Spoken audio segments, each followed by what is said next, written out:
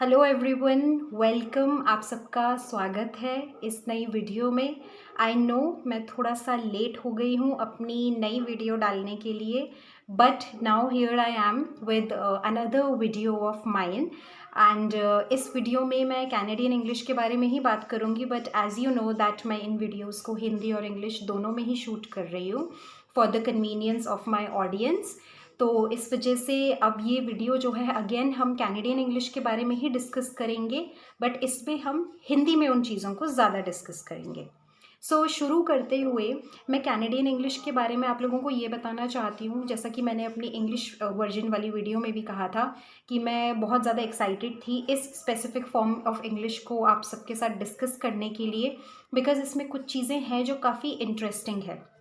Canada भी एक ऐसा नेशन है जो कि बहुत डाइवर्सिफाइड कल्चर से सराउंडेड है। वहाँ के जो लोग हैं वो अलग अलग कल्चर्स को बिलोंग करते हैं, जिसकी वजह से ये बहुत ज़्यादा इंटरेस्टिंग हो जाता है कि वो लोग किस तरीके की इंग्लिश यूज़ करते हैं अपनी डे टू डे लाइफ पे। हैविंग सेड दैट, ये बात करते हुए मैं ये बताना चाहती हूँ कि कनाडा की लैंग्वेज इंडिजिनस लैंग्वेजेस से बहुत ज़्यादा इन्फ्लुएंस्ड है।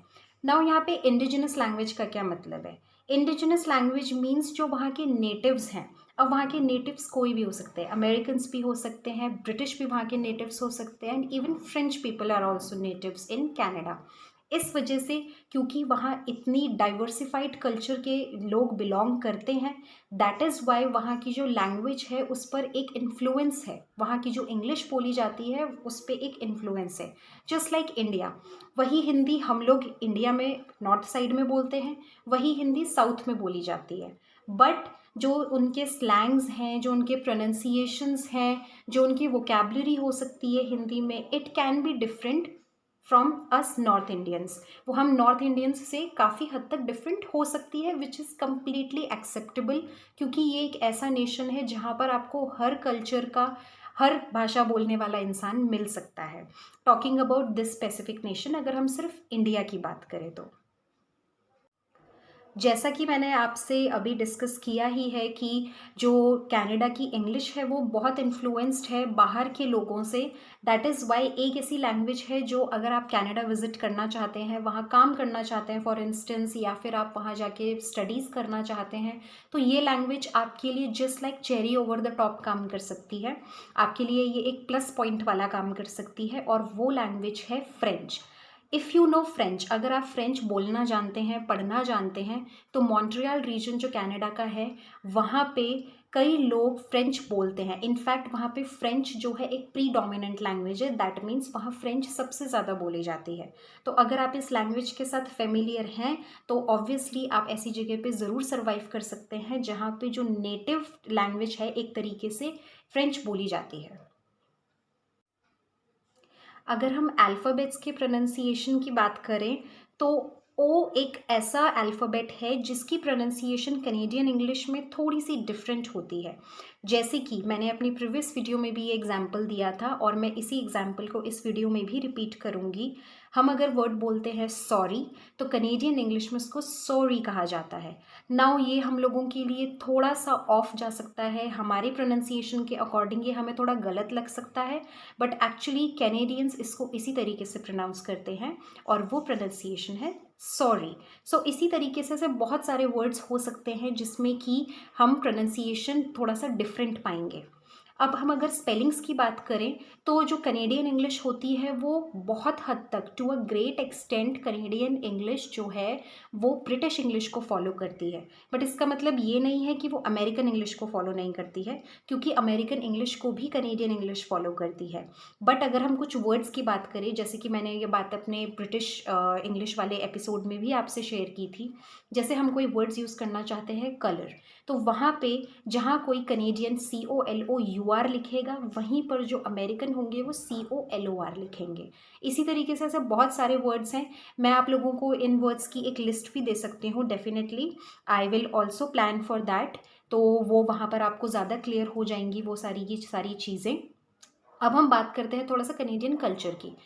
जहाँ तक कि कनेडियन कल्चर की बात है, अगर हम वहाँ की कल्चर की या वहाँ की ज्योग्राफी की बात करें, तो वहाँ पे कुछ कुछ ऐसे वर्ड्स हैं जो उन लोगों ने खुद से अपने लिए, अपनी चीज़ों के लिए बनाए हुए हैं, and which is quite acceptable, क्योंकि वो भी एक नेशन है अलग, वहाँ पे भी एक कल्चर फॉलो किया जाता है।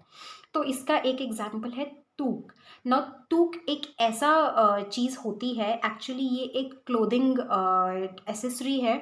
इसको बोला जाता है एक हैट। ये एक नेटेड हैट होती है जो कि जनरली वहाँ पर कोल्ड सीज़न में पहनी जाती है, जहाँ पर कि जब बहुत ज़्यादा ठंड रहती है तो वहाँ पर टूक, TOQUE इसका प्रोनाउंसिएशन है, इसे वहाँ पे पहना जाता है।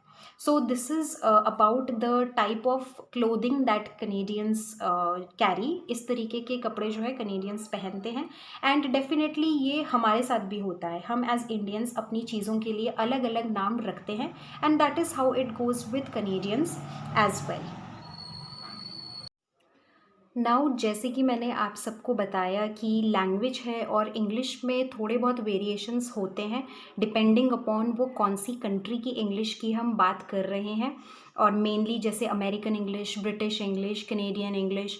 सो कनेडियन इंग्लिश में भी एक ऐसा छोटा सा वर्ड है जो कि कनेडियंस बहुत ज़्यादा यूज़ करते हैं, और वो छोटा सा वर्ड है EH, जैसे कि आप इसे स्पेल कर सकते हैं। सो ए का यूज़ दो तरीके से होता है कनेडियन इंग्लिश में। इसका पहला यूज़ तब होता है जब कोई पर्सन आपसे कोई बात कर रहा है।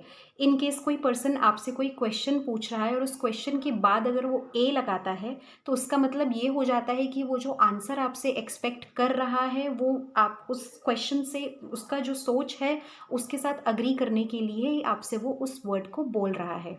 फॉर एग्ज़ाम्पल, अगर मैं ऐसा बोलूँ, this coffee is bitter A, that means कि ये कॉफ़ी कड़वी है ना, जैसे कि हम हिंदी में भी बोलते हैं। सो यहाँ पर हम सामने वाले से एक्सपेक्ट कर रहे हैं कि वो हमारी हाँ में हाँ मिलाए रादर। तो जो दूसरा तरीका होता है ए का, वो ये होता है कि जिसमें हम अपने जो भी सेंटेंस बोल रहे हैं, हम उसमें एक एम्फसिस डालना चाह रहे हैं, सामने वाले को उसकी इम्पोर्टेंस दिखाते हुए। फॉर एग्ज़ाम्पल, अगर हम ऐसा बोलें, अगर कोई टीचर है और वो अपने स्टूडेंट्स को ऐसा बोलती है, it is very important for you to work hard uh, otherwise you will fail. तो वहाँ पर जो टीचर है वो वहाँ पे ये एम्फसिस डालना चाह रही है कि आपके लिए वाकई में काम, मेहनत करना बहुत ज़्यादा ज़रूरी है, अदरवाइज़ आप फेल हो सकते हैं। सो ये दो तरीके हो गए ए के। एंड जैसा कि मैंने आपसे पहले भी कई बार रिपीट किया है, बताया है इस बात को, कि हम लैंग्वेज की जो रिचनेस है, हमें कभी कभी उसे एज इट इज़ भी एक्सेप्ट करके चलना पड़ता है। हम उसमें खुद के वेरिएशंस नहीं डाल सकते हैं, जिसके जैसे वेरिएशंस है हमें उन चीज़ों को वैसे ही एक्सेप्ट करना होता है। सो आई होप कि इस वीडियो के थ्रू मैं ये क्लियर कर पाई हूँ आप लोगों के साथ हाउ कैनेडियन इंग्लिश वर्क्स, कैसे कैनेडियन इंग्लिश में चीज़ें थोड़ी सी डिफरेंट होती हैं। So stay tuned with me, सब कनेक्टेड रहिए। अगर कोई नए हैं इस चैनल पे, so please subscribe to my channel, and आप बस वेट करिए, मैं जैसे जैसे न्यू न्यू वीडियोज़ डालती रहूँगी। आई विल ट्राई कि मैं हर एक वीडियो में कोई ना कोई वेरिएशंस लेके आऊँ।